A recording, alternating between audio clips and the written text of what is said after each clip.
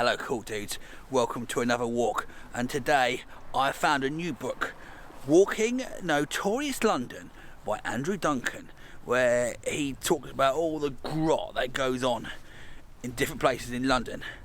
I've picked a walk in the city, so I'm going to find out what those financial bad boys did over history and stuff. Anyway, let's go to Monument. I'll see you there. Nice one, cool dudes. That behind me is the Monument, which is the monument to all the people who died in the Great Fire of London, which was started on Pudding Lane, just over here.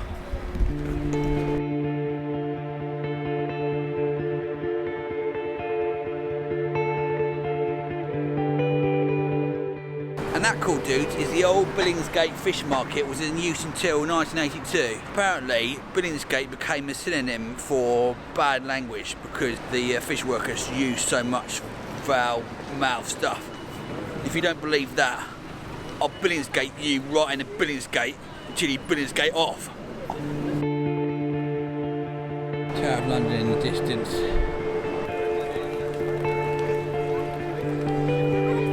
On a place called Seething Lane. They named roads much better in the olden days. And this is Samuel Pepys' garden, and he was the famous diarist who wrote about the Fire of London. And according to the book, he was constantly banging people's wives so their husbands could get promotions. Dirty bastard. What is strange is the really old buildings that are being preserved right next to the new buildings. That building is Lloyd's of London. Really weird building. And this, cool dudes, is 8 Bishopsgate, the former site of Barings Bank, where old Nick Leeson managed to lose £869 million. How long did he get in prison? Have a guess. It was 6 years. So if you steal about 10 grand, you probably get about 2 years. Moral of the story is, go big. And next to Barings is that building. Do you know its name? It is, of course, the Cheese Grater. My question to you, my friends, is what would you call your building in London? And what shape would it be? Mine would be called the toilet brush. And it would be the shape of a toilet brush. You know, in its stand, obviously. Something a bit like this. Pretty impressive, right? Don't worry, cool dudes, I found a sculpture for us to name, and here it is. What would you call it?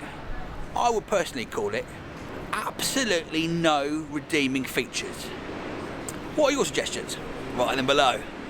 That is an unimpressive view of a NatWest Tower. And the former version of this building is where a bloke called Clarence Hattrey set up the Austin Friars Trust, and he basically committed a load of fraud, and its collapse of the trust led to the Wall Street crash and possibly the Great Depression, mainly thanks to one bloke being a greedy dickhead. That is pretty much the story of this walk. Guess what, cool dudes? More fraud in the City of London. And this building behind me, number 15 Austin Friars, is where some bloke called Walter Whitaker Wright, that's his name. And this Whitaker Wright fellow, he had a house in Mayfair, he had a yacht in Cowes on the Isle of Wight, and he basically borrowed loads of money, lied about his accounts, and got about 700,000 in debt.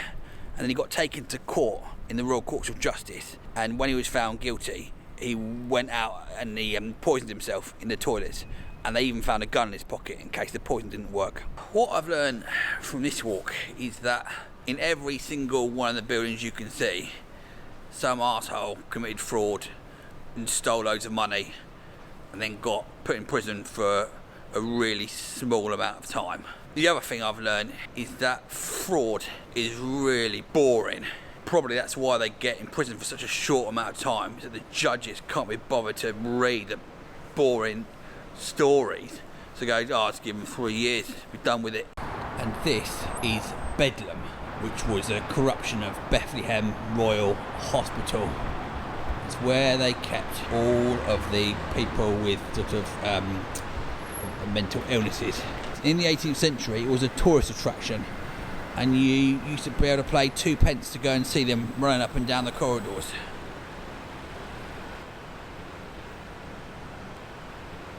We've all heard of Argos, right? Well, this building behind me was formerly Arcos back in 1927, and that stood for the All-Russian Cooperative Society, and it was supposed to promote trade between Britain and Russia, but it was actually used just for spying. And in 1927 the police broke in and found crates of rifles and lots of spy documents. Very exciting. What would you choose if you could buy something from the Arcos catalogue? I would get a Kalashnikov rifle and Mikhail Gorbachev birthmark for my head. Put your answers below. The best thing about this walk is all the weird little alleyways hidden beside massive buildings. A big plus for this walk is the architecture, which, as you can see, is pretty amazing.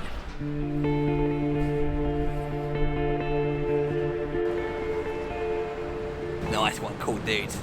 2.78 miles, 2 hours and 15 minutes, and I'm back at Bank Station. The walk was, really average.